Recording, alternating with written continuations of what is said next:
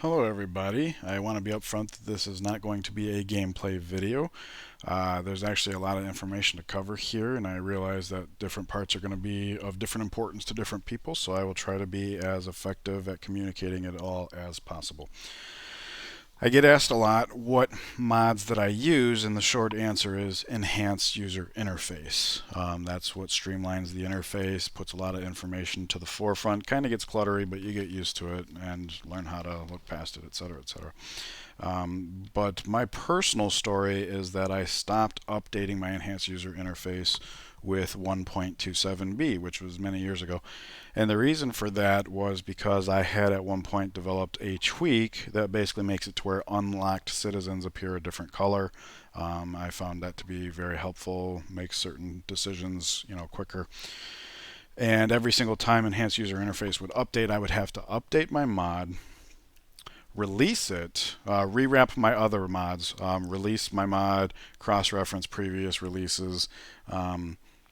It was a tedious process, but it was worth it to me. However, there came a point where my interest in Civ 5 was on the decline, and the updates to enhanced user interface didn't look like things I'd be interested in, or was to do with mod compatibility or something.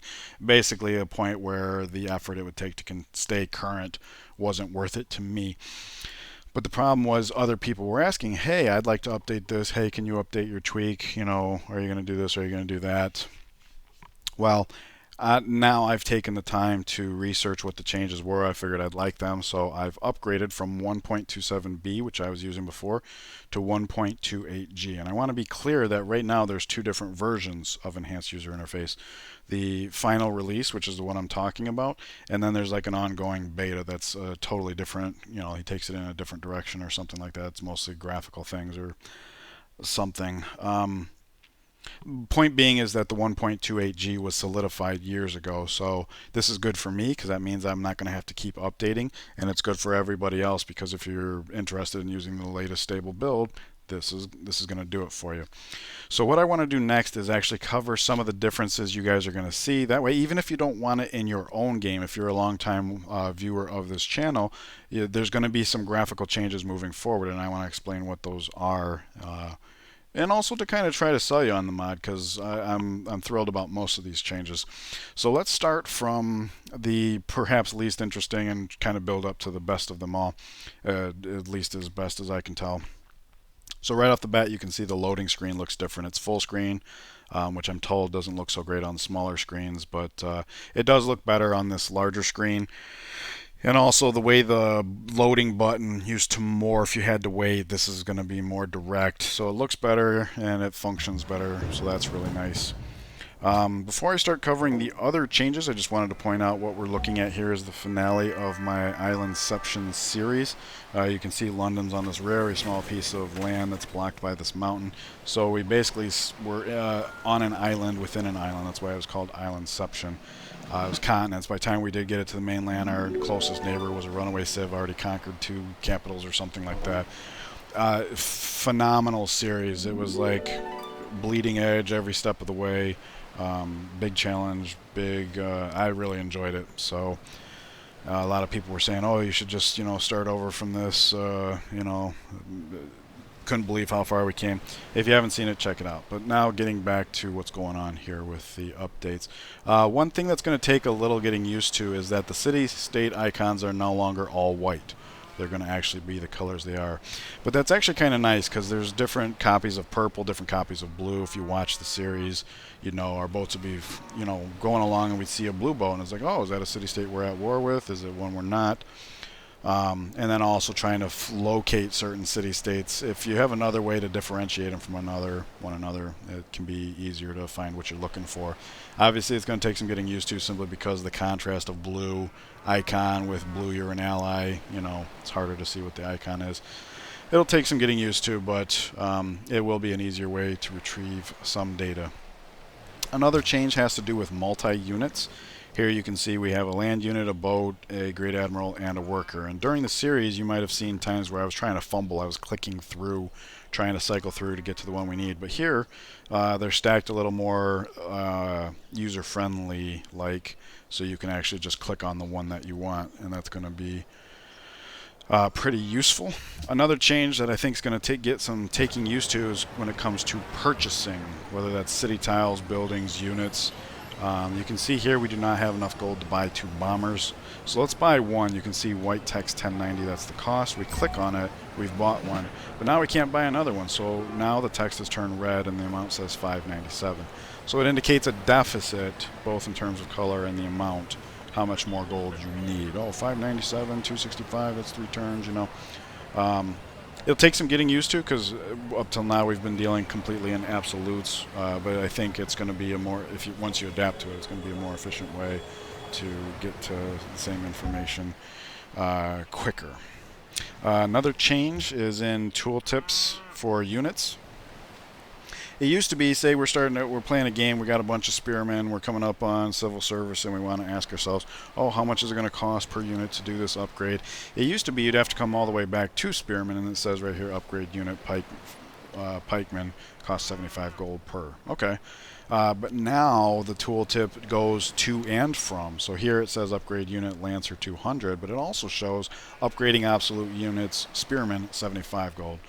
So say you're at this point in the game and you've got some spearmen you're about to, you know, or whatever it is, you can highlight on the upgrade too. You don't have to go all the way back to the early unit.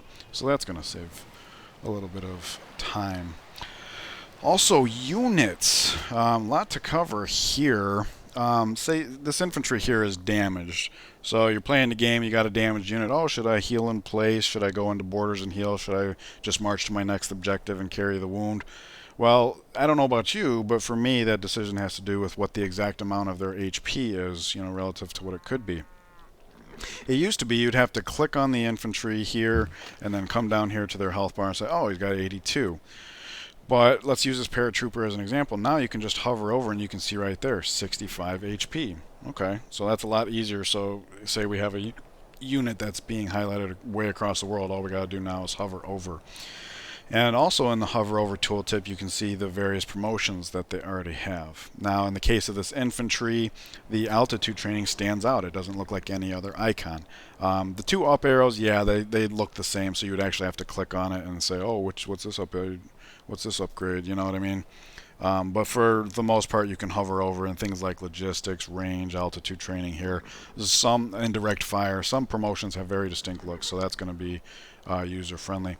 Also, in terms of units and city banners, you can see we're at war with Greece, so his units are outlined in red. His cities are outlined in red.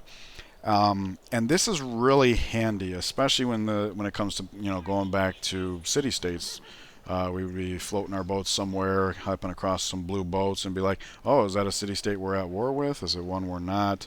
So you can see here these are not, because we're not at war with this one, but things like over here, yeah, Valletta, we're at war with them. So if we happen on boats out and about, they would have a red outline, and we would be able to see that. So that's going to be handy.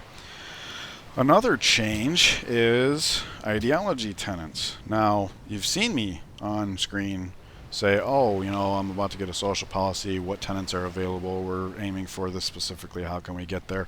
Well, it used to be you'd have to go into Civilopedia, bring up all the tenants, click on them one at a time. Is this a first tier? Is this a second tier? How does this compare to other tiers? We can only put one on screen at a time.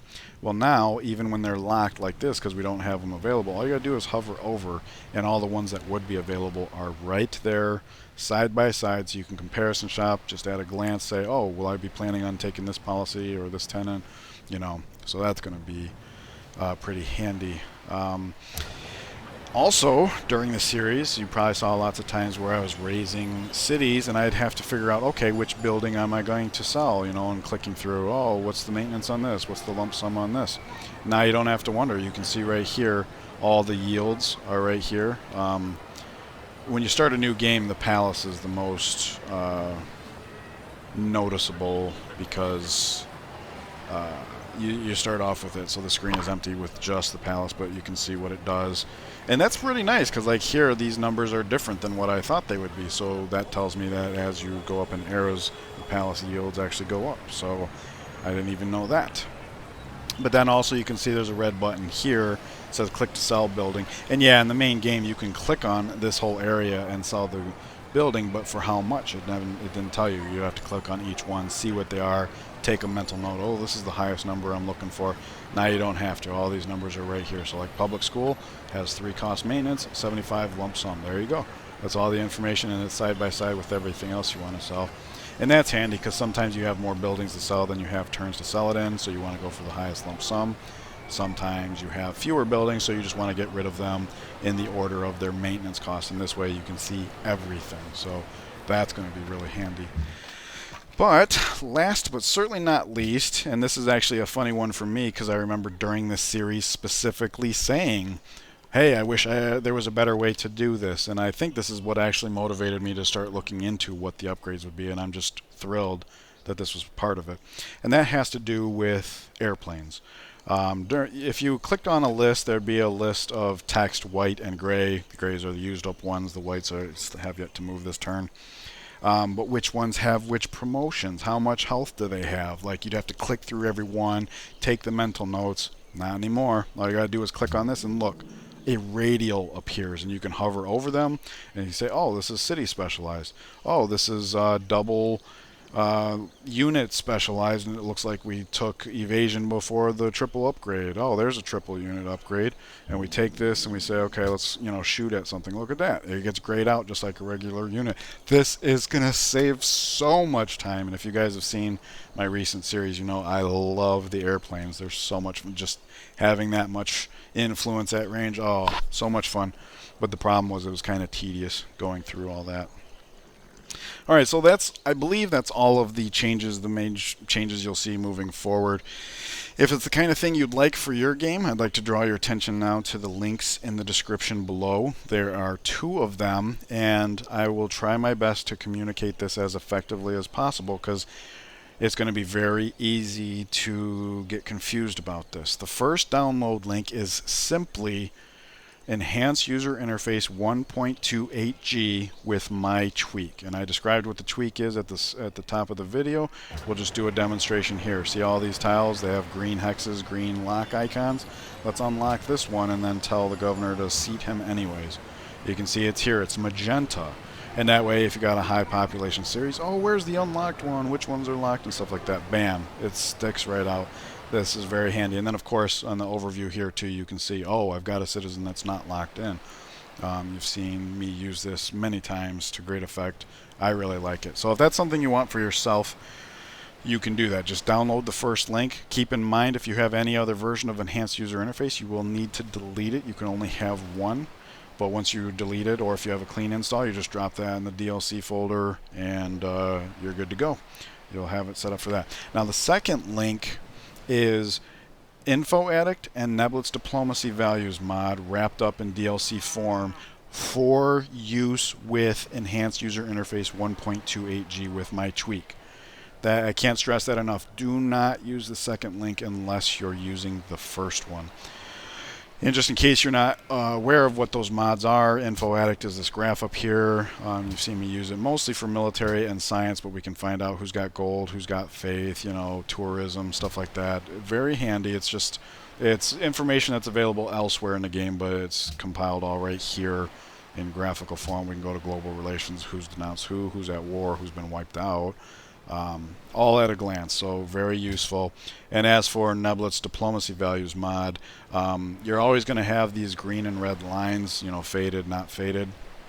But if you look towards the bottom, it says they believe your warmongering has become an issue of global prominence, -169. That number is so much larger than all the other ones. And if all you can see is green and red, you're not going to know the severity. Well, Neblet's Diplomacy Values mod just assigns numbers based on the internal numbers, I'm assuming, so you have an idea of the relative severity beyond just is it a faded out or not. Anyways, so that's what you would get in the second link. So now I want to wrap things up by giving credit where credit is due. First, I want to give credit to CivFanatics user BC1. He's the one that authored Enhanced User Interface. So obviously none of this would be possible without him. He's worked on it for years, lots of features, can't speak highly enough about his mod. Second credit goes to the CivFanatics user named Serp. Now this guy knows what he is talking about, and he's been very helpful to me personally when I first set out to make this tweak. He pointed me in the right direction, gave me an idea of how to achieve it, helped me, when I had mistakes, and then later on when I wanted to upgrade it to behave differently if you're raising or puppeting a city, since your decisions there aren't as important. So yeah, I couldn't have done it without him. Next credit goes to CivFanatics user Cicero225 for reasons that are kind of hard to explain. If you've played Civ 5, you know there's two different ways to modify the game. One is as DLC and one is as a mod. In DLC, you just drop it in the DLC folder, you're good to go. You can play multiplayer, you can get your achievements. Mods, on the other hand, you have to go into the menu, select the mods, start the game, load the game. You can't do multiplayer, you can't get your achievements. So it's tedious, it's inconvenient, stuff like that. Well, what Cicero225 did is he created a mod or a program or process, however you want to look at it, that allows you to take multiple mods, wrap them up in a way that the game considers it to be a single DLC, which means you can use it in multiplayer, you can get your achievements. But most importantly, you have the one file rather than multiple mods and stuff like that. You can release it as a package, very handy.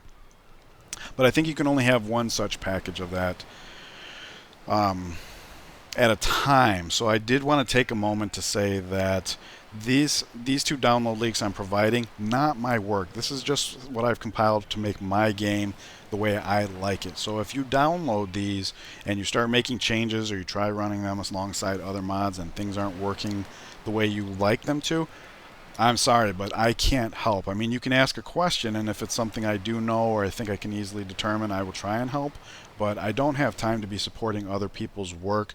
So I just want to be upfront about that. Make mods, make changes, try to combine things at your own risk. I'm not the guy that's going to be able to help with that. And that brings me to my final credit of Reddit user Nalcor. When Info Addict was written, it was written by somebody who didn't know exactly what he was doing, but he obviously pulled off something very great. But apparently in his process, he made one mistake that made it kind of buggy. I personally remember a game randomly crashing, try to load a game and it would crash, stuff like that from time to time. He figured out a way to not only tweak that to make it more stable, but he released that information and I was able to implement it. And then of course once I wrap it in DLC, very stable, don't experience any crashes. So there we go. That's everything. Thank you for listening to whatever parts of this was to your liking. Now you know what I use, how to achieve it for yourself, what all we can look for moving forward. So you guys enjoy the rest of your day. If you did not check out the Islandception series, I cannot stress enough what an awesome series it was. Give it a look-see. You can watch the first episode and say, "Oh wow, how's he going to make it out of this?" And yeah, it was not easy. For everybody else, there is a new series on the horizon, so stay tuned for that. Anyways, enjoy the rest of your day, and I will see you guys in the next part. Take care.